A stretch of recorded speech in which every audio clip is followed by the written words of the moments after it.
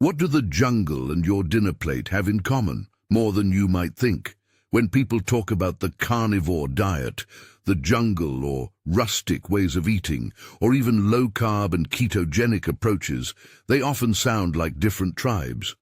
But the through line is simple. They center animal-based foods, prioritize nutrient-dense, minimally processed ingredients, and, crucially, remove a lot of modern inflammatory junk from the table. I'm Dr. Barakat.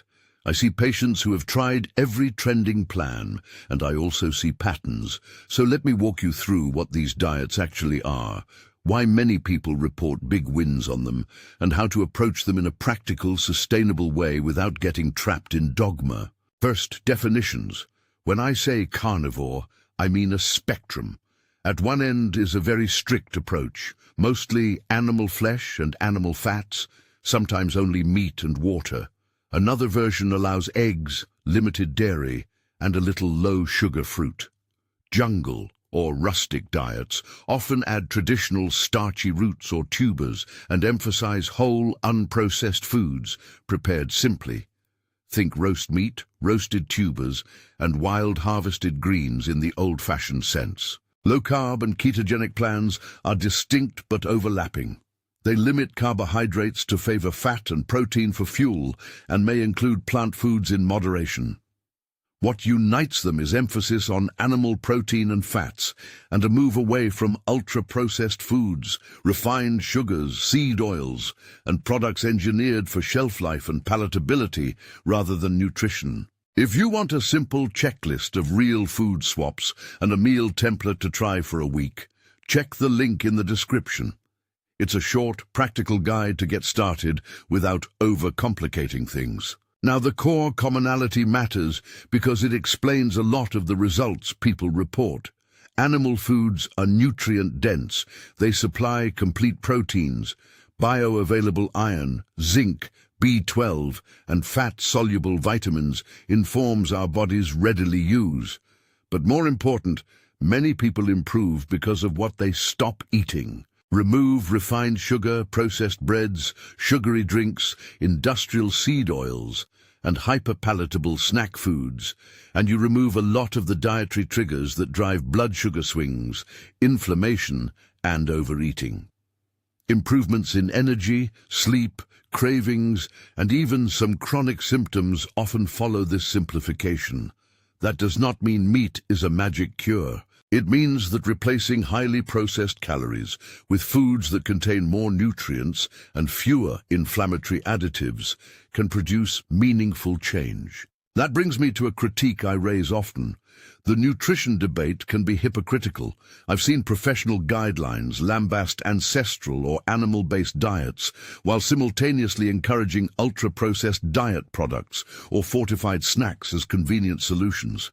It's fair to scrutinize extreme claims on any side, but we should also be consistent about promoting whole, minimally processed foods.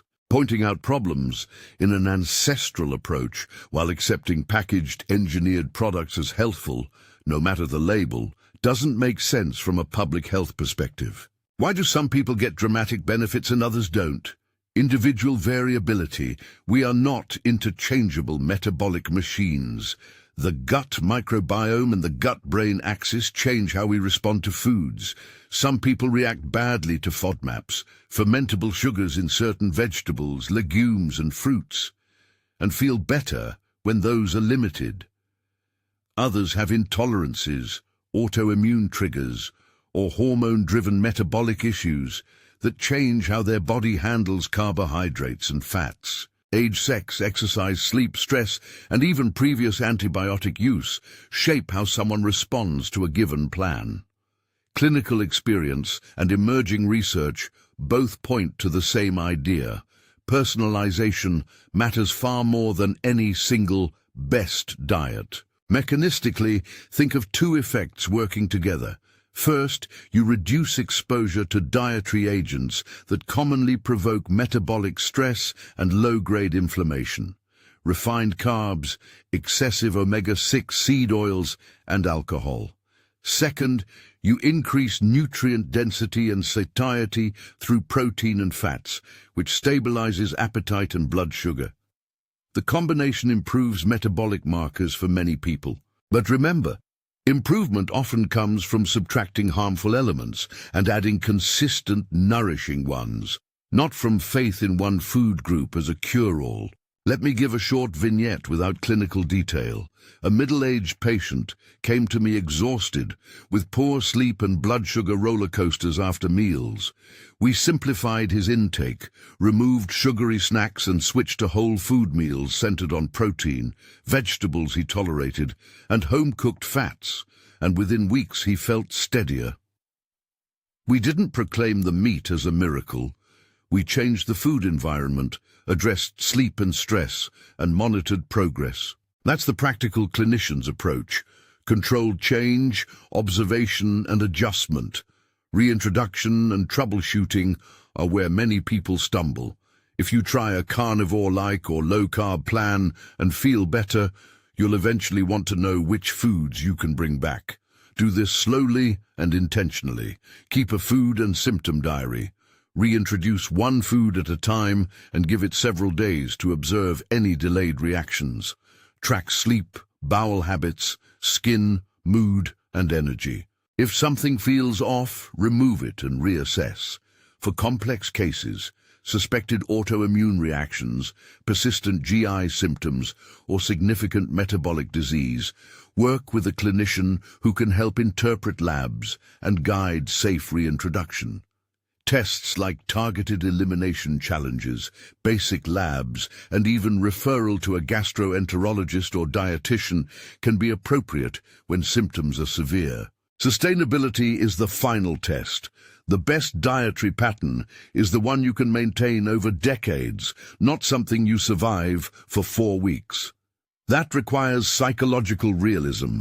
Food is culture, comfort, and identity as much as it is fuel. Aim for principles over rules. Prioritize unwrapped, minimally processed ingredients. Build routines that fit your life. Simple meals, reliable protein sources, ways to include family and social meals without alienation. Allow for flexibility, occasional social foods or cultural dishes, while keeping the baseline focused on nourishing, minimally processed choices. So where does that leave us? From jungle to plate, the useful takeaway is this: real food, prepared simply, and fewer industrially processed products is a practical foundation for many people. Animal protein and fats can be powerful tools in that toolbox, particularly because they provide nutrients and satiety. But they are not a universal magic bullet. Benefits often reflect removing inflammatory foods and improving overall diet quality. Personalization and clinical oversight matter. Avoid extremes without reason. Favor sustainable habits and be skeptical of absolutes on either side of the debate. If you found this useful, subscribe for more practical, evidence-informed perspectives from clinicians. And if you're considering a major dietary change, consult a qualified professional to tailor the approach to your health history and goals. Real nutrition is less about ideology and more about thoughtful long-term choices that you can live with for years, not just a month.